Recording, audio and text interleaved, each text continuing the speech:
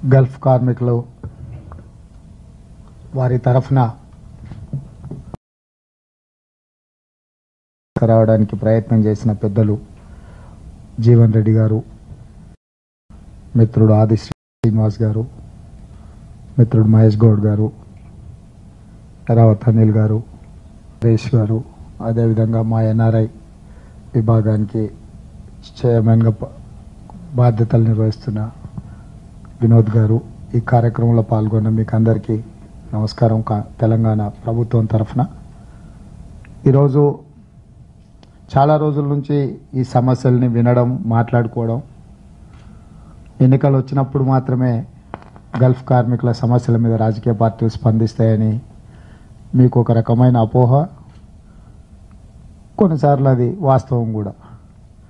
ఎందుకంటే ఉత్తర తెలంగాణలో ముఖ్యంగా జగిత్యాల, కోరుట్ల, ఆర్మూర్ ఈ ప్రాంతాలలో అత్యధికంగా కొన్ని బ్యాంకులే ఆ ప్రాంతంలో అక్కడి కార్మికులు పంపించే వాటిని స్థానికంగా లావాదేవీలు జరపడానికి కొన్ని కొత్తగా బ్యాంకులే అక్కడ ఏర్పడేటంత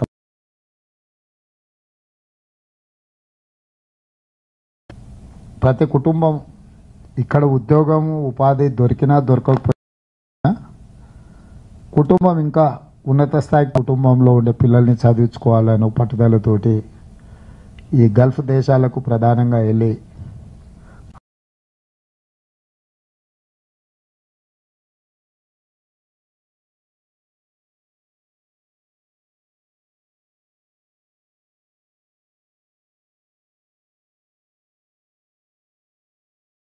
గురయ్యే వాళ్ళు కొందరు, కొన్నిసార్లు కాలమే కలిసి రాక ప్రమాదాలు జరిగో ఇతర సమస్యలతోటో చనిపోవడము, ఉద్యోగాలు కోల్పోవడము, ఇట్లా రకరకాల సమస్యలు. దాదాపుగా 15 లక్షల కుటుంబాలు, ఈరోజు 15 లక్షల కార్మికులు అంటే 15 లక్షల కుటుంబాలని మనం అంచనా వేసుకోవచ్చు. ప్రత్యక్షంగా పరోక్షంగా కొన్ని లక్షల మంది ఈ అంశం మీద ఆధారపడి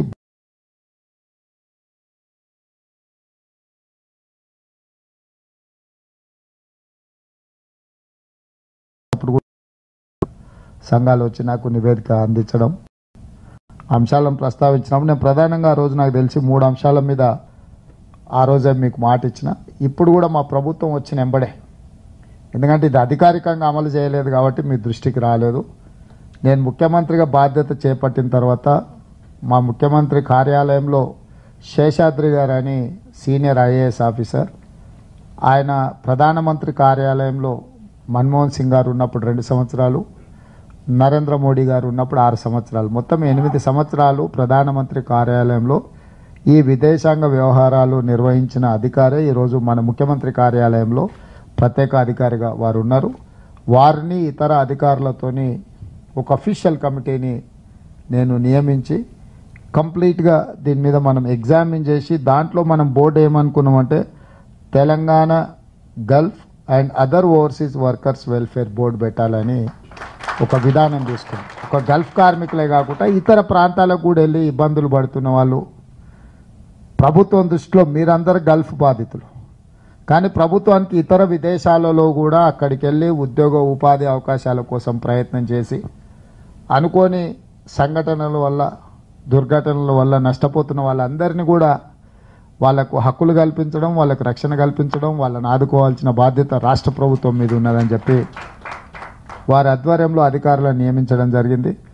దీనికోసం ప్రత్యేకంగా ఆఫీస్, ఇప్పుడు గతంలో ప్రగతి భవన్ అని ఆయన గారు చెప్పేవాళ్ళు, ఇప్పుడు మనం జ్యోతిరావు పూలే ప్రజాభవన్గా మార్చి అక్కడ ఒక ప్రత్యేక వ్యవస్థను ఏర్పాటు చేయడానికి ఒక సీనియర్ ఐఏఎస్ ఇతర అధికారులతో ఒక కంప్లీట్ 24/7 పనిచేసే ఒక వ్యవస్థను ఏర్పాటు చేయాలని మేము ఆల్రెడీ నిర్ణయం తీసుకున్నాం.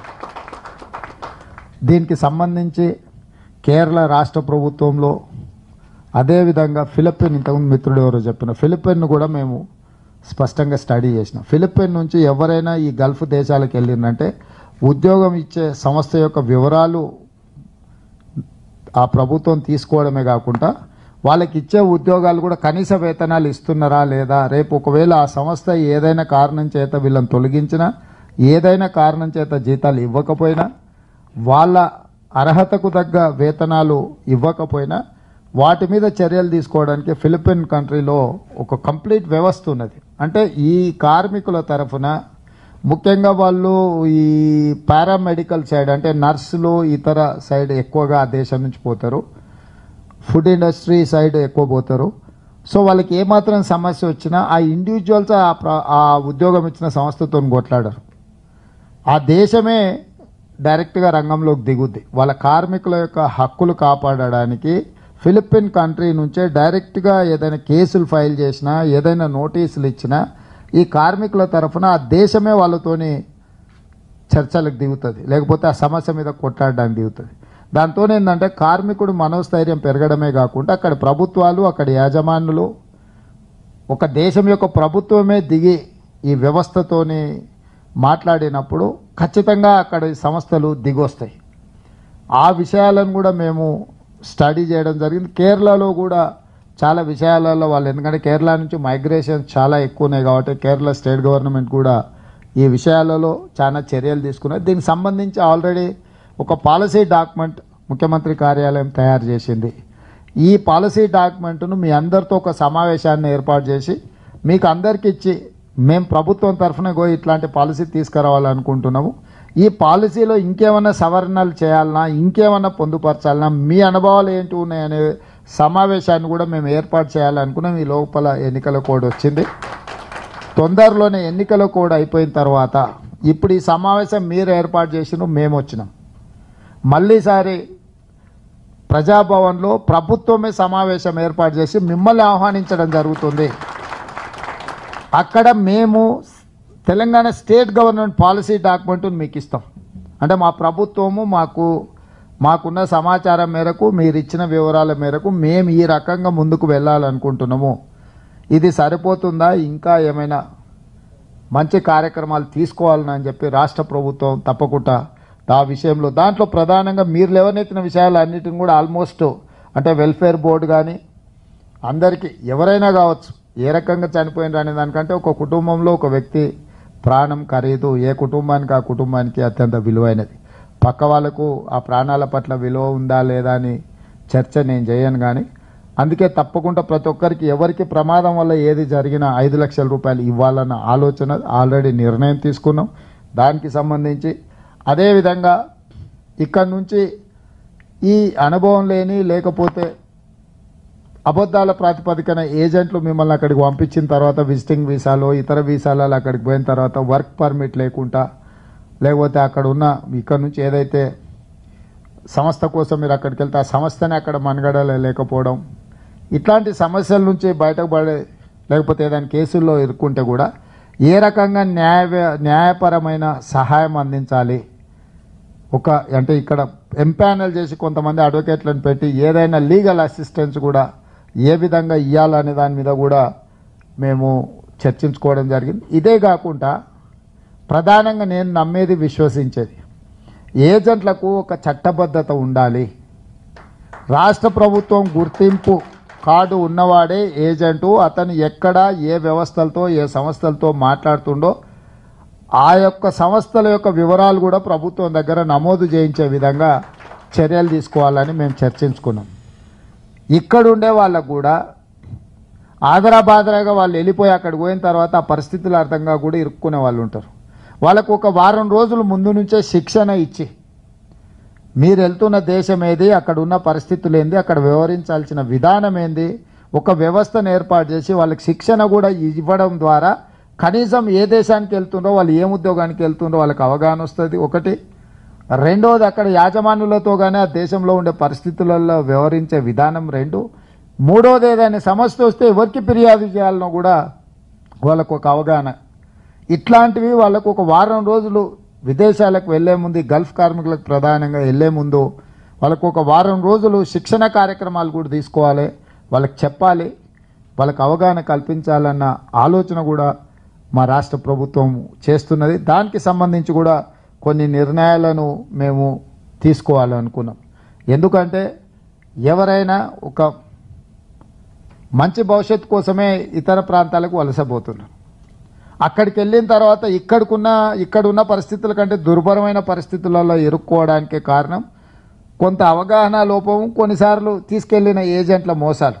కాబట్టి ఏజెంట్ల చేతుల్లో చిక్కుకొని మోసపోకుండా వెళ్ళే వాళ్ళని కాపాడాల్సిన బాధ్యత ఈ రాష్ట్ర ప్రభుత్వం తీసుకోవాలి. ఈ మైగ్రేషన్స్ అన్నిటి మీద, ఇమ్మిగ్రేషన్ దగ్గర కూడా ఎవరు వెళ్తున్నా ఖచ్చితంగా రాష్ట్ర ప్రభుత్వం దగ్గర నమోదు చేయించుకోవాలి. ఏ ఏజెంట్ కూడా రాష్ట్ర ప్రభుత్వం దగ్గర నమోదు చేయించకుంటే ఏ కార్మికుని కూడా దేశ సరిహద్దులను దాటించడానికి వీల్లేని ఒక పటిష్టమైన వ్యవస్థను తీసుకురావాలన్న ఆలోచన మా ప్రభుత్వం చేస్తున్నది.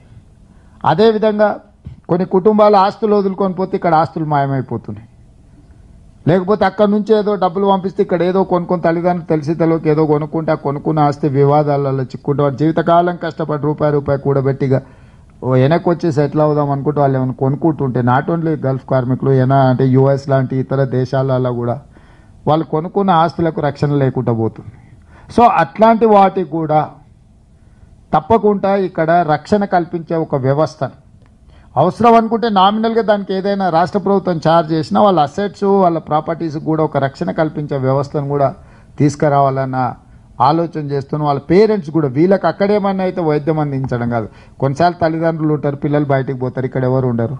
వాళ్ళ తల్లిదండ్రులకు ఏదైనా వైద్యం అందించాలన్నా ఏదైనా సహాయం అందించాలన్నా కూడా వాళ్ళ వివరాలను కూడా నమోదు చేయించి రాష్ట్ర ప్రభుత్వం నుంచి ఏమైనా అందించగలిగిన సహాయం ఏదైనా ఉన్నా కూడా ఇట్లాంటి వాటిని అన్నిటిని కూడా అందించాలన్న ఆలోచన మేము చేయడం జరిగింది. అదేవిధంగా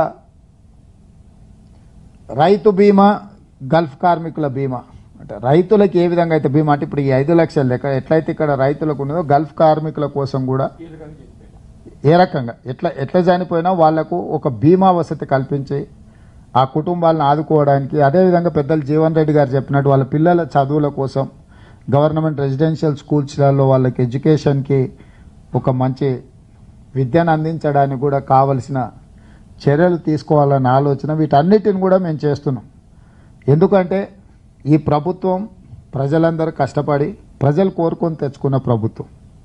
ఈ ప్రభుత్వాన్ని చూసి ప్రజలు భయపడకూడదు అనేదే నా ఆలోచన. ఈ ప్రభుత్వం దగ్గరికి వెళ్తే నాకు ఏదైనా సహాయం జరుగుతుంది, సహాయం జరగకపోయినా సలహా నాన్న ఈ ప్రభుత్వం నుంచి దొరుకుతుంది, సమస్యల్లో సుడిగుండల నుంచి బయటపడడానికి అని ఒక నమ్మకం విశ్వాసం కల్పించాలన్నదే మా ప్రభుత్వం యొక్క ఆలోచన.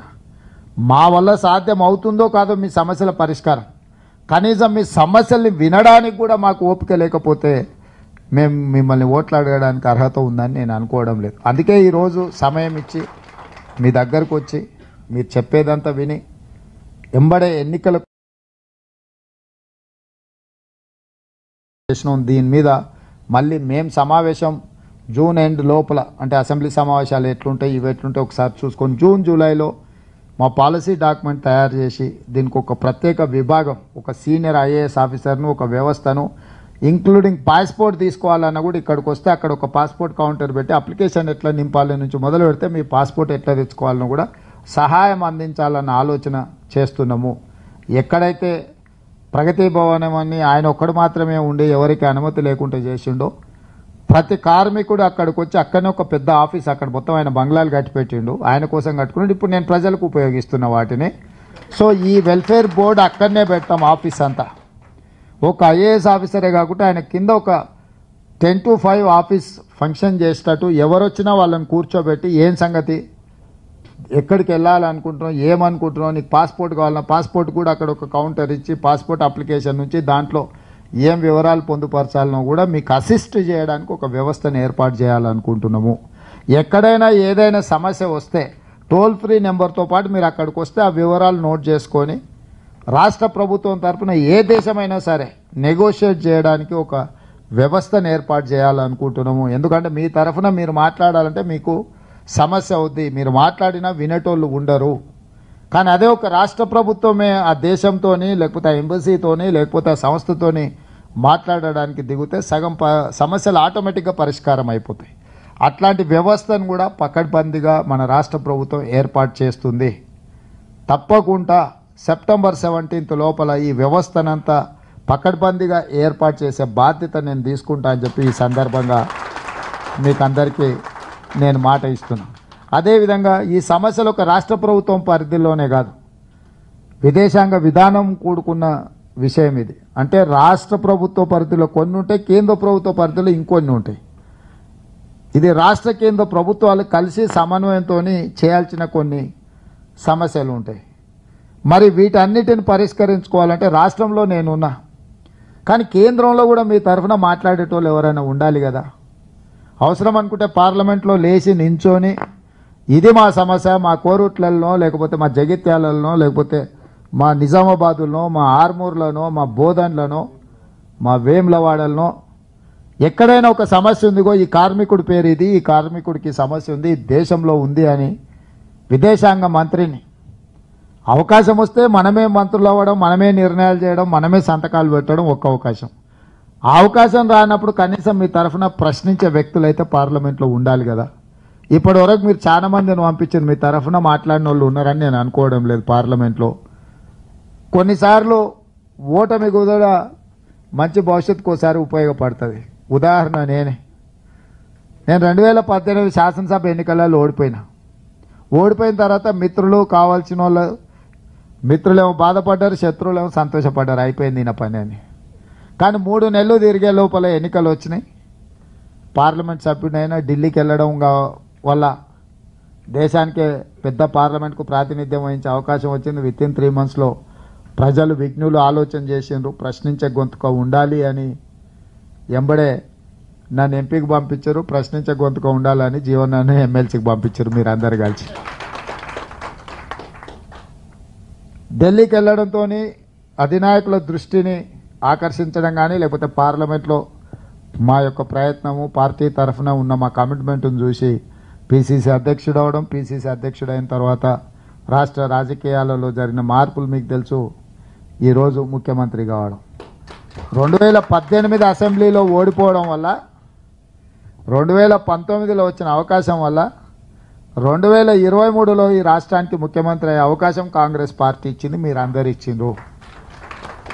నాకెందుకో బలంగా జీవనానికి కూడా అట్లా అదృష్టం వరించి కేంద్రంలో మంత్రి అవుతాడని నేను భావిస్తున్నా.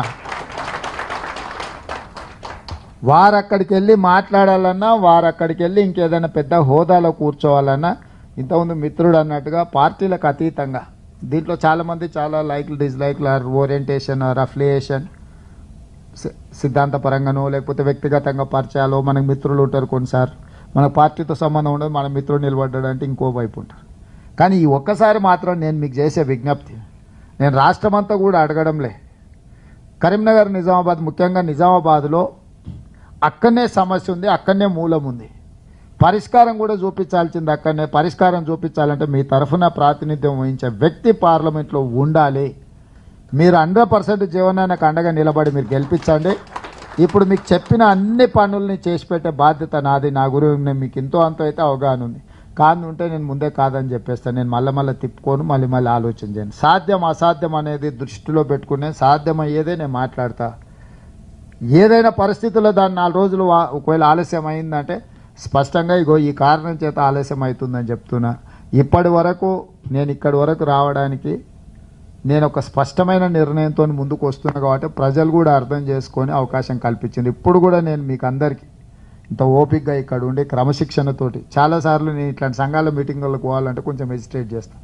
ఎందుకంటే రకరకాలుగా మాట్లాడి అటు ఇటు చేసి కలగపులగం చేసి అసలు సమస్య పక్కకు పోయి అవసరం లేనివి ఎక్కువ చర్చ చేస్తుంటారు. మొదటిసారి క్రమశిక్షణతో పాటు సమస్యకే పరిమితమై మీరందరూ చెప్పినందుకు మిమ్మల్ని అందరినీ నేను మనస్ఫూర్తిగా అభినందిస్తున్నా. ఖచ్చితంగా ఈ సమస్యలు రాష్ట్ర ప్రభుత్వం పరిష్కరించదగినవే. ఇవి పరిష్కారం చేయలేని సమస్యలు కాదు. ప్రభుత్వానికి పట్టింపు లేకపోవడం వల్ల ఇప్పటివరకు ఇవి సమస్యలుగా కొనసాగుతున్నాయి. ఖచ్చితంగా సెప్టెంబర్ 17 లోపల వీటికి సంబంధించిన అన్ని సమస్యలకు ఒక పరిష్కారం చూపించి ఒక సంస్థను ఏర్పాటు చేసి ఎప్పుడైనా మీరు వచ్చి వాళ్ళని కలిసి మీరు ఎవరి తరఫునైనా ప్రభుత్వాన్ని సంప్రదించే వ్యవస్థను ఏర్పాటు చేస్తానని చెప్పి మీకు అందరికి తెలియజేస్తూ మీ దగ్గర సెలవు తీసుకుంటున్నాం మిత్రులారా.